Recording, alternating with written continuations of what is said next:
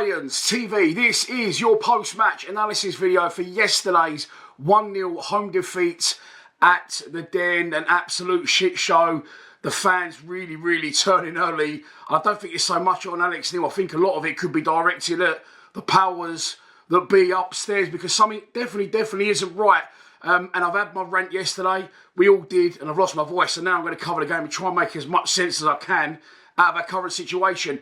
As always, let's kick off the show by taking a look at the 11 that Alex Neil picked to start the match. Okay, so we're going to look at a few team sheets here. We're going to wind it back to Dagenham because, as I said yesterday in my full-time reaction, there's things I can criticise Alex Neil for a little bit, and there's other things that I can't. But the team selection was one I definitely didn't understand. And I'm not even talking not starting Kramer or starting Connolly. Let's wind it back, okay, to the Dagenham game. So against Dagenham, we come into that game after 8 days break, was it, from the Sheffield Wednesday game, and then we said another 6 until yesterday's game. So, okay, come in Sheffield Wednesday quick, and the game before that, I think, where he became manager first off, yeah, he did. He didn't have a lot of time to implement his ideas. He needed time to get with the squad, you know, on the training field and try and get a clear idea of, you know, towards them of what he wants from them. Maybe a shape, maybe a formation. I don't mind the tinkering so much of formations. That might take him time. And again, it isn't Neil's fault because he's been thrown in at the worst possible time for a new manager to come in over the busiest period of the football calendar. But look, let's look at the Dagenham starting 11 and then I'll go from there. So there was a Dagenham team, 4 at the back, 5 in midfield, we could argue 3 in midfield and 3 up front. I'm not sure how the man was yesterday. Maybe he just didn't make the squad. But what I'm going to say is this. If you're going to play Dagenham, and let's be honest, we could have put fucking 8 up front and 2 at the back against Dagenham and still won the game. We know we're going to win that game. I felt that the performance against Dagenham was professional as it could be in the circumstances of a low crowd on a shit pitch on a Monday night against a National League side 5-6 divisions below us. But if you're going to go and switch it like he did yesterday, wouldn't it have made sense to potentially try that out against Dagenham? Like I said, you're going to play any formation in the world against Dagenham, and we knew we was going to win the game realistically, not being big time. You know, we're definitely not big time at the minute. But surely, if you're going to go 3 at the back yesterday, which I'm going to get onto as well in a minute, surely try that out against Dagenham and get the players, you know, the understanding of it and get them set in their positions so they can build relationships, because we haven't played 3 at the back since Joe Edwards. Now, looking at yesterday's starting 11, that's what I put up on social media. That's what I put up in the live stream. And it was that formation when we was attacking, okay? But when we was defending, it was Joe Bryan shifted across as a third centre-back, Scandon playing wing-back, and it just didn't work. Of course, we got no Femi Aziz. He was injured, didn't make the game. That was a big miss for us, in my opinion. Callum Scandon coming out of the wilderness, I didn't have a problem with that, because I thought he did really well in the game. Hopefully he can keep going for us going forward until he goes back. I think that's at the end of the season. But surely, if you're going to try that and Joe Bryan is a third centre-back, surely you do that in the previous game. And all right, maybe Scandon wasn't quite fit for that game, but get someone else in there, just anyone. Adam Mayer can play left wing-back. Ray Spangura-Williams come on, had a brilliant debut. I would have started him yesterday. And now, look, I'm going to tell you now, I'm not going on Tuesday. Henry's working away all week in Portsmouth, so he's not coming. I'm currently at my mum's house looking after her, and she's looking after me in turn, obviously, because of my operation. So she lives in Rye Harbour. So it's 2 hours from the Den. So there's no way I'm driving here 2 hours. I've started driving again. I'm not driving 2 hours for an 8 o'clock kickoff and then driving 2 hours back. So if you are a member of our YouTube channel, by the way, keep your eye on the socials, and I'll probably put it in tomorrow's preview for the game against Cardiff. I'm going to give my 2 box tickets away to a member, so you can become a member by clicking in the link below if you want to try and get on that and win those tickets. But yeah, I'm at the stage now, and I think Teddy said it on our group chat yesterday, I'm going Millwall again now out of habit, not enjoyment. It's just, well, on a Saturday I wake up, I go CAF, I put my little accumulator on, and then I'll go to the Den, you know, and then I come home and do whatever I do after that. But it's part of a Saturday routine, and I'm not enjoying it again like I wasn't under Rowett. I said to someone, I think I said it in the live stream actually, that the last few 5, 6, 7 weeks has gone back to how it was under Rowett. And again, I'll go back to that. I'm not criticising his record at Millwall, but I can't help how I feel personally. And personally, under Gary Rowett, I did not enjoy my Saturdays for 4 years. I just wasn't enjoying it. I was going because I'm a Millwall fan. I'll be honest, partly I was going because I run the channel still, and I've worked hard for fucking nearly 9 years, so I'm not going to let that slip away, and I want to remain consistent, and I feel a responsibility. Maybe I shouldn't, maybe you think, shut up, mate, we don't care that much. I feel a responsibility to put these videos out to people, because I know people watch it all over the world. So over the last 8 or 9 weeks, I've not enjoyed it. And you know, Alex Neil's been in charge of points, Neil Harris was in charge. So again, it's not Neil's fault. And again, I will say, I feel the boom was harsh yesterday. I get why. Because it was fucking dog shit. When Hull scored, Henry went, fuck this. He walked off and sat in the box. He's never done that. He come back out about 5 minutes to go. He just not interested. Like, I just had enough. And the amount of games now that we see every week at the Den, Coventry's one that I'm thinking of. We're conceding, Derby was another. We're conceding goals. And then we're just trying everything to try and get something out of the game towards the end. We're scrambling. We're hustling and bustling without any real quality. And I said, again, during the live stream yesterday, I think it was 60 minutes. I said to the people watching, we could play for 600 minutes here and we are not fucking scoring. We are just devoid of any ideas, passion, togetherness, drive, pace, invention. It's like, there's almost like there's a force field at 3/4 of the way up the pitch, and we get there and it's like, you know, when you get two magnets and you push them together and they won't fucking meet. That's what it felt like, just backwards all the time, no players wanting to take responsibility. And I will say this, I've already told you, I'm not going Tuesday, but if you could tell me the team, if I was planning on going Tuesday, and you could tell me the team now, if Alex Neil run me up and went, Dan, this is the team, Joe Bryan, Duncan Watmore and George Honeyman are in it, I promise you now I wouldn't go. If that team sheet comes out on Tuesday, you might as well turn your tellies off, you might as well walk out the Den. Because Watmore, I cannot believe he's the same player that I really admired before he came to Millwall Football Club, that was brilliant when he first came to us, that was the championship top scorer at the start of the season. So we know there's a player in Watmore. I just think he's a massive confidence player. And he thrives off confidence and bubbling and other people around him. So at the minute, obviously, there's a severe lack of confidence and buzz around the football club in general, and the squad, it seems like absolutely decimated. So, yeah, he's not going to be performing at the minute. In the long term, you know, he's aging. I think he's on his way out, and I wouldn't start him. I wouldn't have anywhere near it in a minute. Same with Joe Bryan. He was once a fantastic player for maybe for the younger viewers that don't know.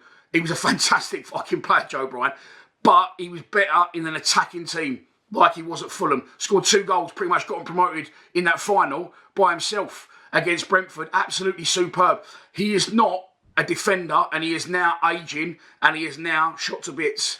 The idea to play him left centre-back, I don't know why he's done that. I understand Kramer and why he hasn't started him, and especially Connolly, and I hammered Connolly a bit in my full time. I didn't really mean to do that. I just couldn't believe how short and wide he was. He was like a weeble. And you can see he's clearly unfit, but I'm hoping there's a player in there.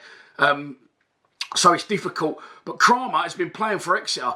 I do not know why, for the life of me, why Alex Neil hasn't just put him straight in as a third centre-back. Then you can take Joe Bryan out of his defensive duties a little bit and allow him to bomb on. I still wouldn't have him in there, Bryan. But like I said, Watmore and Bryan are proven championship and Bryan premiership players. So they can do it. George Honeyman, I mean, I really hammered him, didn't have my full-time reaction. I actually CUNC'd him off during the live stream, which would have meant I would have got no advert revenue, but my head was gone.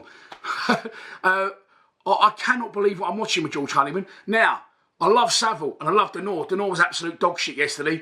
Kept giving the ball away. And Savs, they're probably tired. There's a massive responsibility on them two at the minute.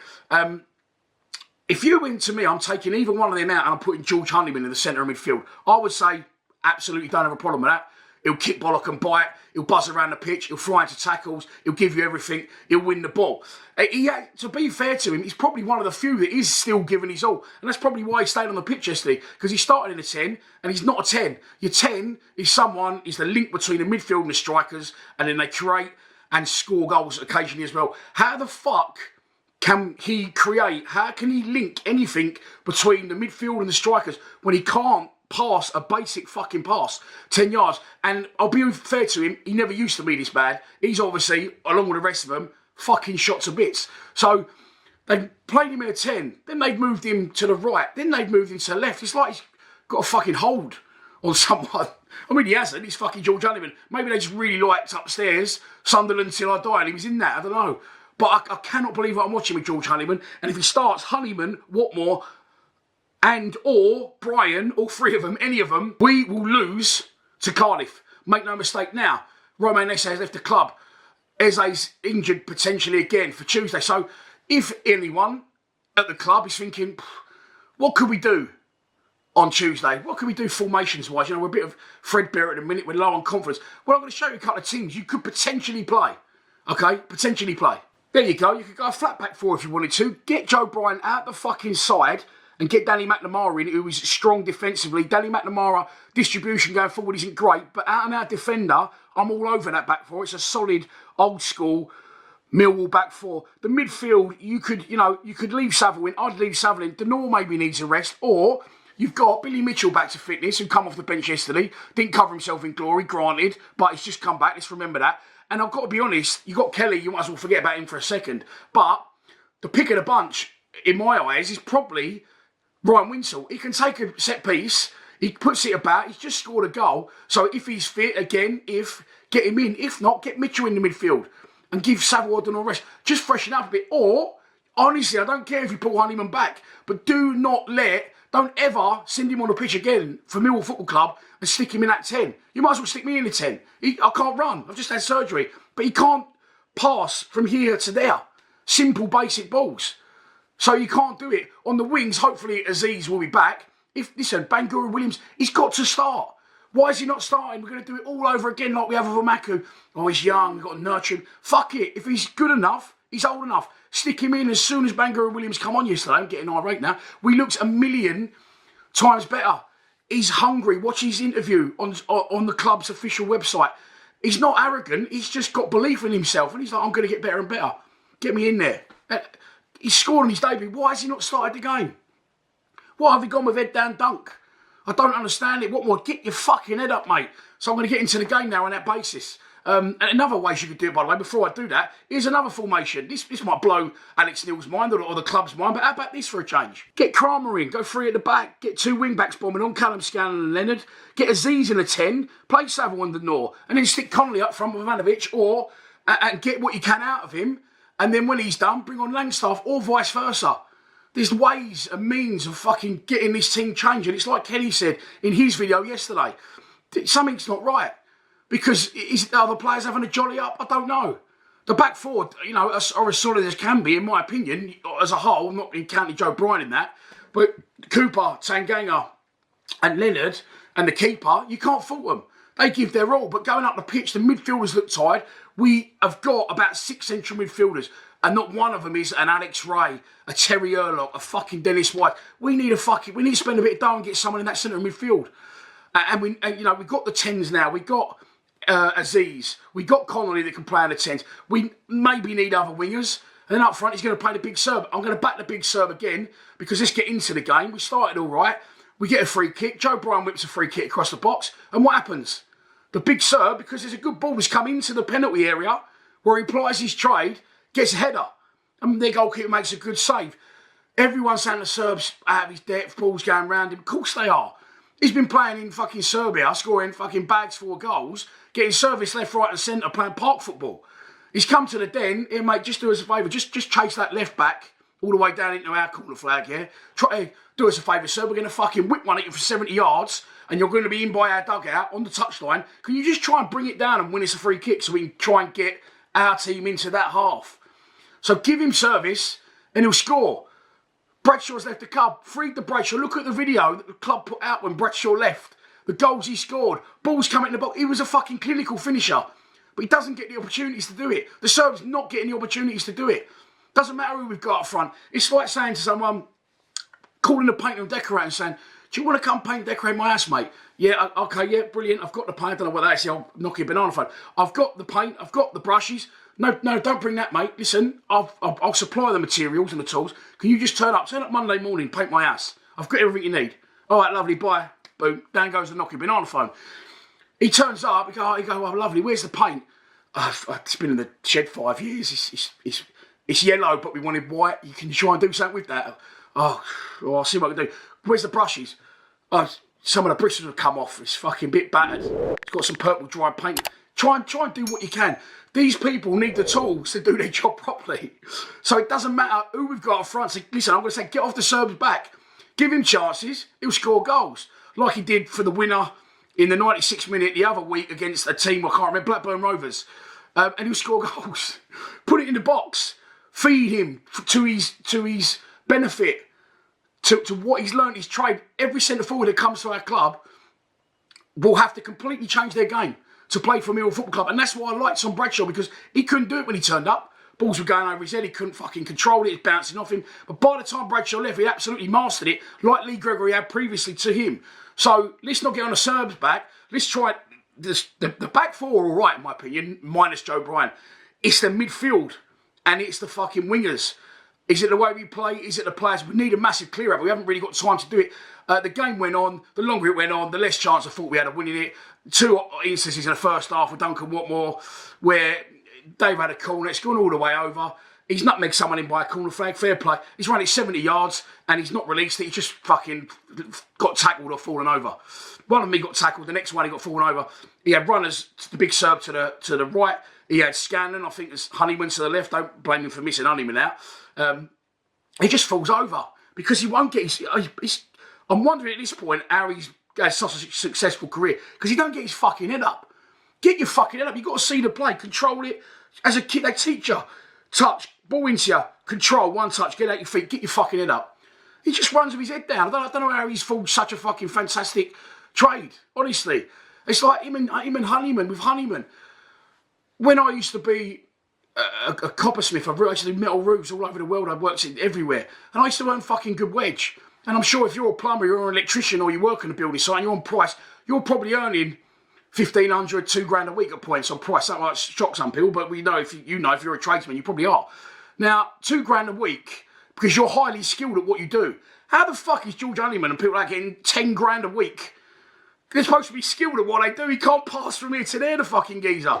The second one, I'm rambling now. The second one with Watmore, he runs through again. It's sort of gifted to him and he's running through and I just know he's going to get caught and I don't know whether he got caught, changed his mind, fell over or what, or he just had one out of a really close look at the grass because that's where he ended up there. Fuck up. Oh, beautiful bit of turf. So, yeah, that was that. And then as the second half went on, we changed formation again. So we've had 3 different formations in the game. 4-4-2, Langstaff come on, regurgitating the Ivanovic thing that I've just said. What's the point? Because he's got to get it out of service, score fucking millions of goals in every league in the world. Well, every league in England, other than the Premier League and the Championship now, obviously. It's not his fault. It's fucking running around like this. And they must have... It's like they're watching a tennis match half the time. Fucking doing that. And then Hull City get their goal. They come in from our left. It's cut back. Nothing Cooper could do. It's unfortunate for the keeper. I'm not going to blame him, but it's gone in his near post. Potentially he could have done better, but I like Jensen. He made a really good save in the first half. So that's the game done. The good news is, there is some.